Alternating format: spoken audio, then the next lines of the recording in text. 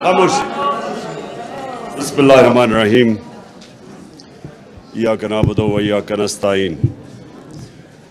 मैं सबसे पहले शाह महमूद कुरैशी, शीरीन मज़ारी और शौकत तरीन, मैं आपका शुक्रिया अदा करता हूं जो आपने 3 सब्जेक्ट्स के ऊपर बात की. माइशत के ऊपर, ह्यूमन राइट्स और टेररिज्म, शीरीन ने जो बात की, और शाह महमूद ने फॉरेन पॉलिसी पे. मैं बेसिकली आप इस सारी चीज़ को सम अप करता हूं आपके सामने. लेकिन सबसे पहले तो जो एक मुल्क का नज़रिया होता है कि एक मुल्क क्यों बनता है, पाकिस्तान क्यों बना, वो एक नज़रिए के तहत बना था. और जो नज़रिया होता है वो एक मुल्क का रोड मैप होता है. आपका जो फाउंडिंग फादर्स पाकिस्तान के, जिन्होंने एक ऑब्जेक्टिव, प्लीज़ खामोशी थोड़ी, जो ऑब्जेक्टिव रेजोल्यूशन पास की थी, वो बेसिकली एक बड़ी डिस्कशन के बाद एक रोड मैप आया था कि पाकिस्तान क्यों बना है. तो ये बड़ा इंपॉर्टेंट है. अगर हम इन चीज़ों, इन सब्जेक्ट्स, और ये तीनों सब्जेक्ट्स कनेक्टेड है, ये जुड़े हुए हैं एक दूसरे के साथ, और ये जुड़े हुए हैं पाकिस्तान के नज़रिए के साथ. नज़रिया पाकिस्तान का ये था, पाकिस्तान एक इस्लामी फलाई रियासत बनेगी. बड़ा क्लियर नज़रिया था. और वो रियासत बेस किस पे थी? अगर आप इल्लामा इकबाल का सारा जो कोशिश थी मुसलमानों को जगाने के लिए ग़ुलामी से, तो वो सारी रेफरेंस पॉइंट उनका था मदीना की रियासत में. क्योंकि वो अभी भी मुसलमान समझते हैं कि वो गोल्डन पीरियड था मुसलमानों का, जिधर जो प्रिंसिपल्स नबी सल्लल्लाहु अलैहि वसल्लम ने बेस किए थे, उन प्रिंसिपल्स के बेसिस पे वो कौम जिसकी कोई हैसियत नहीं थी, उसने दुनिया की इमामत की. और ये हिस्टोरिकल फैक्ट है. यानी ये एक ऐसी चीज़ है जो आप कहानियाँ नहीं कह सकते, मिथ्स नहीं कह सकते. जिस तरह ग्रीक मिथोलॉजी है, मिथ्स है, लेकिन ये हिस्टोरिकल फैक्ट है कि 622 और 632 के बीच में दुनिया की तारीख का सबसे बड़ा इनकलाब आ गया था. वो अनफॉर्चुनेटली हमारे मुल्क के अंदर कभी इसकी हमने अपनी यूनिवर्सिटीज़ में डिबेट नहीं की, हमने अपने बच्चों को नहीं बताया कि वो क्या चीज़ थी कि एकदम ट्रांसफॉर्म हो गए इंसान. लोग, हम जब मैं स्कूल में जब हमें पढ़ाया जाता था, तो हमें ये तासुर आता था कि वो जंगें मुसलमानों ने जीती, इसलिए वो एक दुनिया की अजीम कौम बन गए. तो जो ये 10 सालों के अंदर सिर्फ 12 से 1400 टोटल, 1200 से 1400 टोटल जो कैजुअल्टीज थी दोनों तरफ, ये टोटल ये थी 10 सालों में, जबकि वो सारा अरब उनके नीचे आ गया था. तो वो फिक्री इनकलाब था. It was a revolution of the minds. इंसान चेंज हो गए थे.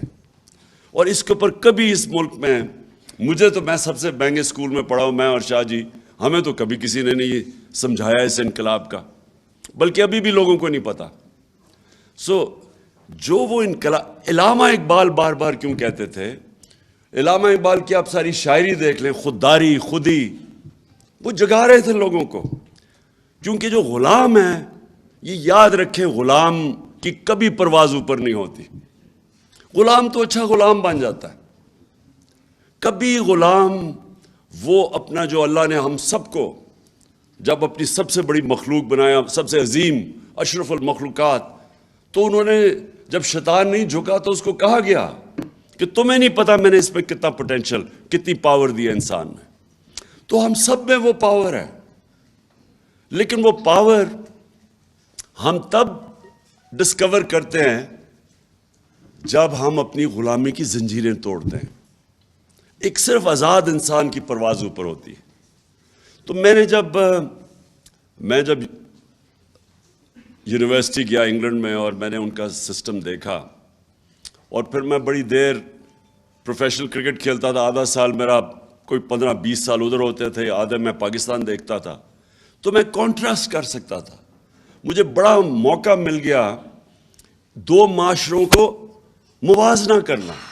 ڈفرنسز کیا ہے ہمارے, کیا ان کی طاقت ہے, کیا ہماری طاقت ہے, کیا ان کی کمزوریاں ہیں, ہماری کمزوریاں کیا ہے. یہ مجھے بڑا زبردست, آدھا مہینہ آدھا سال ادھر گزارتا تھا, آدھا سال پاکستان گزارتا تھا. تو مجھے دونوں جو سوسائٹیز تھی ان کو میں نے بڑی اندر سے دیکھا. اور میں شاید وہ پاکستانی تھا جس کو ایک برطانیہ کے انگلش اسٹیبلشمنٹ نے اپنایا, تو میں نے اندر سے ان کو دیکھا. تو دیکھیں, جو چیز ایک اگر معاشرے نے اوپر جانا ہے, اس کی پرواز اوپر جانی ہے, تو آزادی کے بغیر معاشرہ اوپر نہیں جا سکتا. اب وہ کیا چیزیں ہیں جو اب, اور اسی دوران میں نے پھر اسٹڈی کیا اپنی تاریخ. اسی دوران یہاں سے جب گیا نہیں مجھے پتا تھا, آہستہ آہستہ میں نے اپنا سارا اپنی تاریخ, اپنی دین, اس کو اسٹڈی کیا.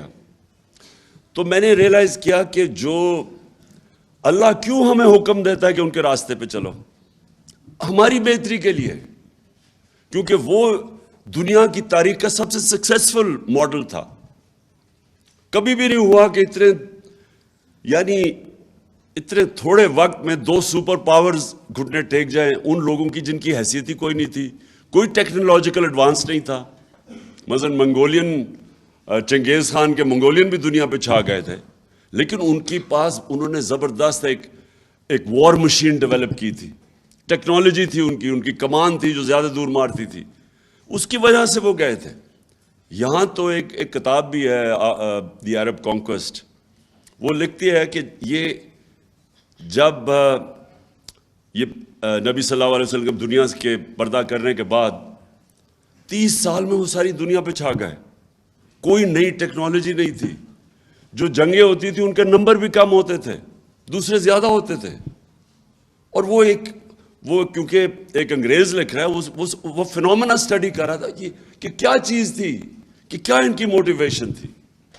تو میں مجھے جو افسوس ہوتا ہے کہ ہم نے کبھی اس چیز کو اپنے بچوں کو بتایا ہی نہیں. میں نے رحمت اللہ عالمین اتھارٹی بنائی اسکالرز کی, تاکہ کریکولم ڈیولپ کریں ہمارے اسکول کے بچوں کے لیے, تاکہ بچے یہ سمجھے فینومینا, ہم اپنے بچوں کو بتائیں. کیونکہ آج یاد رکھیں, آج جو موبائل فون کی وجہ سے جو آج ہمارے بچوں کو مشکلات اور کنفیوژن کا سامنا کرنا پڑا ہے, جس طرح کا مٹیریل موبائل فون پہ اب ہے, اگر آپ اپنے بچوں کو نبی صلی اللہ علیہ وسلم کی سیرت سے ان کو مضبوط نہیں کریں گے, یہ بہت مشکل وقت ہے بچوں یوتھ کے لیے بھی. تو اس لیے میں نے یہ اتھارٹی بنائی کہ یہ ڈیبیٹ ہوگی یونیورسٹیز میں, ہماری اسکالرشپ اس کو اسٹڈی کریں گے اس فینومینا کو. اور یہ اس حکومت نے آ کے وہ بند کر دی اتھارٹی.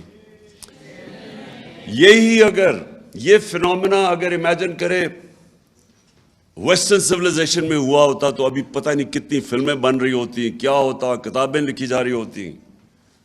ان کے ہالی ووڈ کے اندر بتایا, کیونکہ کبھی بھی اتنے تھوڑے وقت پہ اتنے عظیم لوگ ہی نہیں آئے. یہ بھی ہسٹوریکل فیکٹ ہے. جو نبی کے ارد گرد تھا وہ ایک عظیم انسان بن گیا. حضرت بلال جو غلام تھے, انہوں نے 2 جنگوں کے اندر قیادت کی. انسانوں کو بدل دیا. میرا پوائنٹ سارا یہ ہے. اور انسان بدلتا ہے ذہن کے اندر, جب آپ اس کو آزاد کرتے ہیں, اس کو بڑا ضروری تعلیم دیتے ہیں, صحیح تعلیم دیتے ہیں. تعلیم بھی ہر کوئی تعلیم آزاد نہیں کرتی. اور تعلیم اور پھر انصاف. مدینہ کی ریاست کی بنیاد عدل اور انصاف تھی, کیونکہ جو ابھی شیرین نے بڑی بات کی کہ جو جسٹس ہے, جو انصاف ہے, وہ انسان کو حقوق دیتا ہے, اور انسان کے جو ہیومن رائٹس ہیں وہ انسانوں کو آزاد کر دیتا ہے. اور میں نے کیسے دیکھا, کیونکہ میں تو یہاں جب گیا تو یہاں ایوب خان کی ڈکٹیٹرشپ تھی. تو ادھر جب میں نے دیکھا کہ اسٹوڈنٹس, یونیورسٹی اسٹوڈنٹس ان سب کو اپنے رائٹس کا پتہ تھا. اتنی سی کوئی ان کا وزیر وغیرہ کوئی ایسے لگے کہ اس نے ٹیکس پیئر کا پیسہ غلط خرچ کر دیا, اسٹوڈنٹس بول پڑتے تھے, ڈیمونسٹریشنز ہو جاتی تھی. اتنے آگاہ تھے وہ کہ ہمارے حقوق کیا ہیں. آزاد لوگ تھے, اور آزاد لوگ پریشر ڈالتے ہیں حکومت کے اوپر, اس کی جرت نہیں ہوتی کہ لوگوں کے حقوق کی خلاف ورزی کرے. آزاد قوم اپنے پروٹیکٹ کرتی ہے اپنے حقوق کو, اور آزاد قوم میں آزاد ذہن آتے ہیں, اور آزاد ذہن ہی اوپر جاتے ہیں. یہ جو انوویشنز ہوتی ہیں دنیا میں, ڈسکوریز ہوتی ہیں, انوینشنز ہوتی ہیں, یہ اوریجنل مائنڈز کرتے ہیں, غلام نہیں کر سکتے.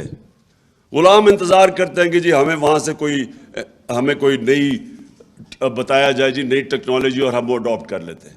لیکن آزاد ذہن ڈسکوری کرتے ہیں, اور اسی لیے کتنے 100 سال تک سارے ٹاپ سائنٹسٹ مسلمان تھے, کیونکہ وہ آزاد انسان تھے. آپ جب ان کے حقوق, جو کلچر ڈیولپ ہوا تھا مدینہ کی ریاست میں, آپ رائٹس کا یہ دیکھیں کہ آج بھی آپ تصور نہیں کر سکتے کہ یہودی شہری حضرت علی رضی اللہ تعالیٰ سے کیس جیت جاتا ہے جب وہ خلیفہ ہوتے ہیں. آپ تصور کریں گے کہ آج بھی آپ یہ تصور کر سکتے ہیں کہ مائنورٹی جا کے ایک ہیڈ آف اسٹیٹ سے کیس جیت سکتی ہے کورٹ آف لاء میں. تو انہوں نے سب سے زیادہ ایمفسس انصاف پہ دیا اور رائٹس پہ. عورتوں کو لبریٹ کیا, جو پہلی دفعہ عورتیں جو اصل لبریشن رائٹس دیے ان کو, انہیریٹنس, پراپرٹی رائٹس. آج بھی پاکستان کے اندر 80% عورتوں کو بیچاریوں کو پراپرٹی رائٹس نہیں ملتے, حالانکہ ہم نے قانون پاس کیا کہ انفورس کرنے کے لیے پراپرٹی رائٹس, لیکن وہ تب دے دیے تھے. یورپ میں کوئی 100-150 سال پہلے آئے تھے, اور پھر غلاموں کو آزاد کیا. بیسکلی وہ انہوں نے آزاد کیا تھا انسانوں کو, انصاف دے کے, رائٹس دے کے. اور سیکنڈلی فلاحی ریاست, جو بھی شیرین بات کر رہی تھی, دیکھیں ویلفیئر سٹیٹ کا کانسیپٹ پہلی دفعہ مدینہ کی ریاست میں آیا تھا. اور آج مجھے تکلیف ہوتی ہے, اور میں انگلینڈ میں نے پہلی دفعہ اپنی زندگی میں ایک ویلفیئر سٹیٹ دیکھی. پہلی دفعہ ہم نے دیکھا کہ ایک آدمی, غریب آدمی ہے, اس کو مفت تعلیم مل رہی ہے, کوالٹی, اس کے بچے کو عدالت میں جاتا تو لیگل ایڈ مل رہی ہے اس کو, بے روزگار ہوتا ہے تو اس کو ان امپلائمنٹ بینیفٹس مل رہے ہیں, پیسے مل رہے ہیں جب تک روزگار نہیں ملتا. ہسپتالوں میں جاتا ہے تو اس کو مفت علاج ملتا ہے. یہ میں نے پہلی دفعہ برطانیہ میں دیکھا تھا.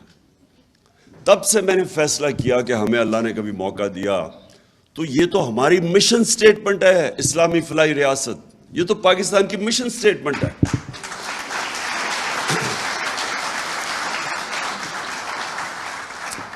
اور پھر یہ جو ہم ابھی شیرین نے بتایا, ہمارا اتنا ہیلتھ کارڈ ہم لے کے آئے, اور آپ اندازہ نہیں لگا سکتے کہ یہ غریب گھرانے کے لیے کتنی بڑی نعمت ہے. آپ اندازہ نہیں لگا سکتے.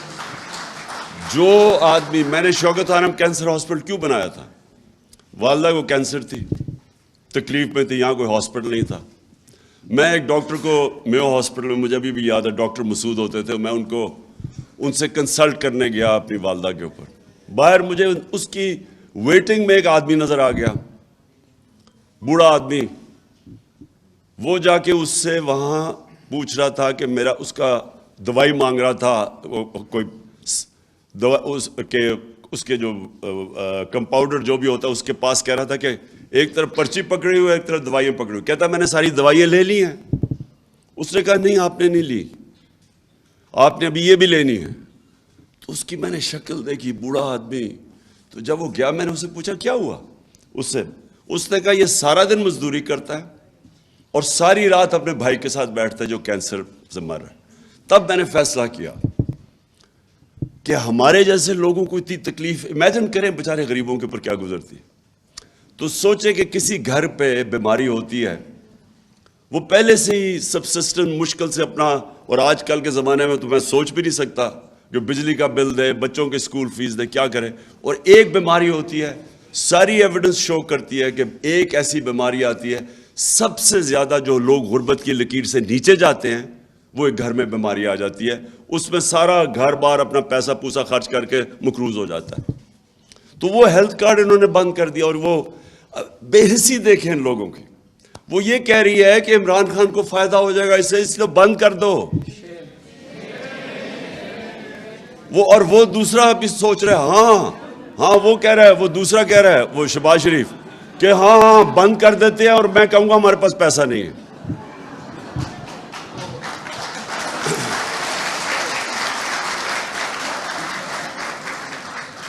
اچھا جی، دوسری چیز اکانومی. میں صرف اکانومی جو ہے نا جی، وہ کنیکٹڈ ہے فارن پالیسی کے ساتھ. میں سمجھتا ہوں یہ دونوں ساتھ کنیکٹڈ ہے. ہم نے فنڈامنٹل مسٹیک کیا کی؟ ہم نے یہ کیا، چلے ہم شروع میں ہمارے بڑے برے حالات تھے. جب پاکستان بنا تو یہاں کچھ بھی نہیں تھا، فیکٹری ساری ہندوستان میں رہ گئی تھی. ہمارے بڑے بتاتے ہیں کہ بڑے مشکل وقت تھا ہمارے لیے. پتہ نہیں 40 لاکھ ریفیوجیز تھے یا کتنے ریفیوجیز آئے ہوئے تھے، یا ملک کے پاس اسٹرکچر نہیں تھا. بڑا لوگوں کا جذبہ بھی ہمیں بتاتے ہیں کہ کس طرح لوگوں نے کام کیا، مدد کی، کیسے ملک کو اٹھایا. لیکن ہندوستان سے خطرہ تھا، تو اس لیے ہم سیٹوں اور سینٹوں میں چلے گئے. امریکہ کے جو 2 بلاکس تھے کولڈ وار میں، ہم ادھر چلے گئے. چلے ٹھیک ہے، یہ ایکسیپٹ کر لیں کہ وہ ہم گئے، ہمیں ضرورت تھی. ہمارے پاس ہمارا 7 گنا بڑا نیبر تھا، اور وہ ہمیں خطرہ تھا اپنی ایگزسٹنس کا. اور پھر پاکستان نے ترقی بھی بڑی کی. 60s میں پرابلی پاکستان کا وہ واقعی ڈیکیڈ آف پروگریس تھا. بڑا ہماری بیوروکریسی انٹرنیشنل سٹینڈرڈ کی تھی. ہماری جو سول سروس تھی آؤٹ اسٹینڈنگ تھی تب. اور سول سروس اور اس نے اور جو اچیومنٹس ہیں ہماری آؤٹ اسٹینڈنگ، بلکہ یہ سارے علاقے کے اندر پاکستان کو مثال بنایا جاتا تھا 60s میں، جو ملک سب سے بہتر ڈیولپ کر رہا ہے. لیکن اس کے بعد کیا ہوا؟ ہمیں ہمارا جو غلط راستے پہ ہم نکل گئے. ہم نے بجائے یہ سوچنے کے کہ ہم اپنے آپ کو انڈسٹریلائز کریں گے، جو 60s میں ہو رہا تھا، نیشنلائزیشن آ گئی 70s میں، انڈسٹریلائزیشن چوک ہو گئی ہمارے بینکرز بڑی کوالٹی کے تھے. BCCI بن گیا جب انڈسٹریلائز کیا، اور BCCI دنیا میں کوالٹی کا بینک بن گیا. تو ہمارا ملک اس وقت اوپر جا رہا تھا. غلط طرف چلے گئے، ویلتھ کریشن ختم کر دی نیشنلائزیشن سے. اور اس کے بعد جو 80s میں ہم نے یہ سوچا کہ ہم اگر کسی اور کی جنگ یا ان میں شامل ہو جائیں تو اس سے ہمیں ڈالرز ملیں گے.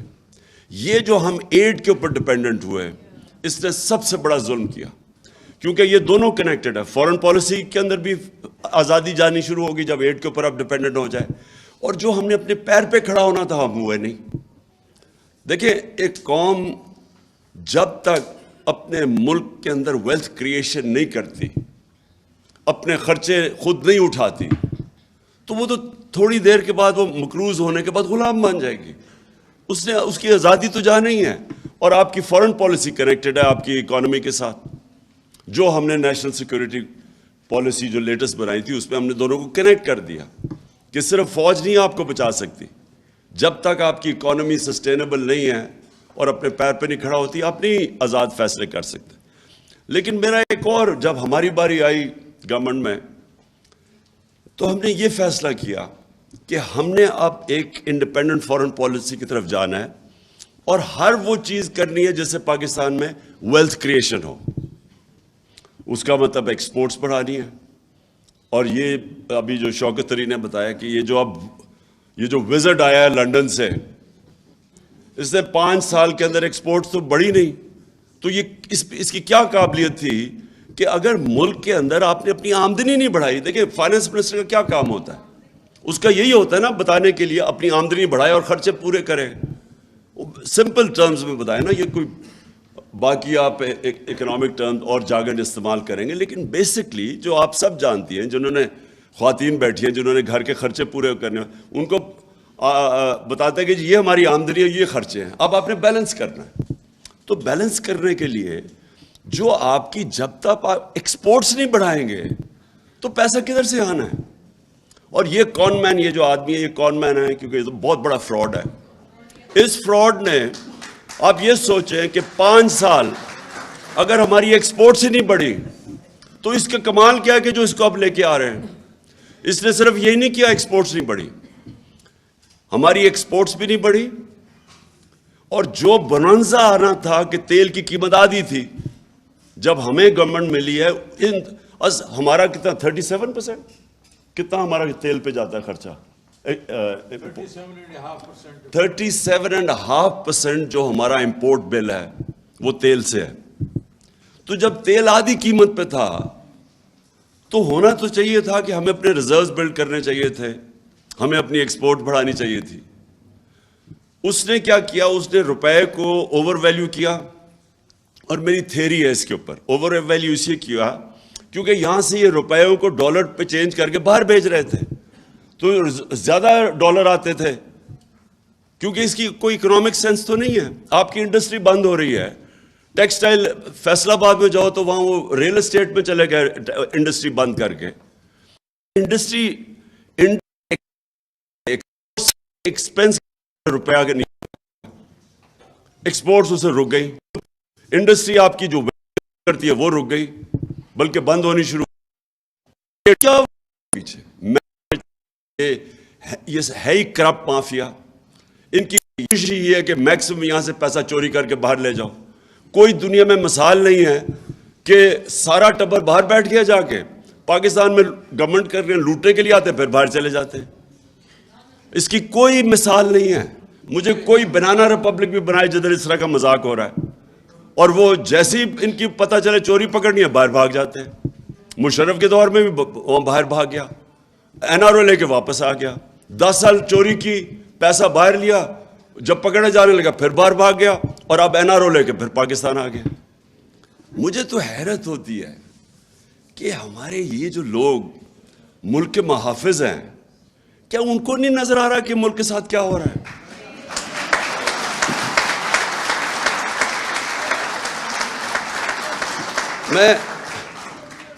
ہم نہیں چاہتے، میں اننیسری تنقید کسی کی نہیں کرنا چاہتا اپنے اداروں کو، لیکن مجھے یہ سمجھ نہیں آتی کہ کیا یہ اس کے لیے کوئی جینیس تو نہیں ہے؟ کیا سب کو نہیں نظر آ رہا کہ ملک کے ساتھ کیا ہو رہا ہے؟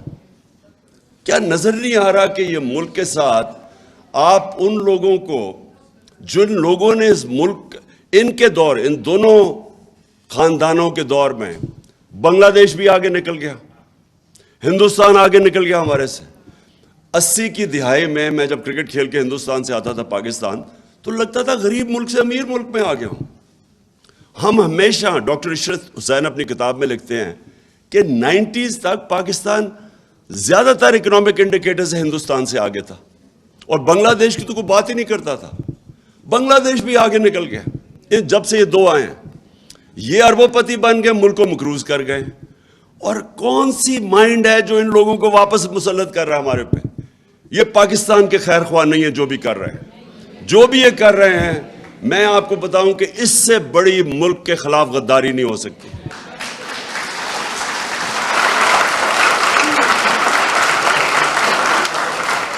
اور تو اور چھوڑیں.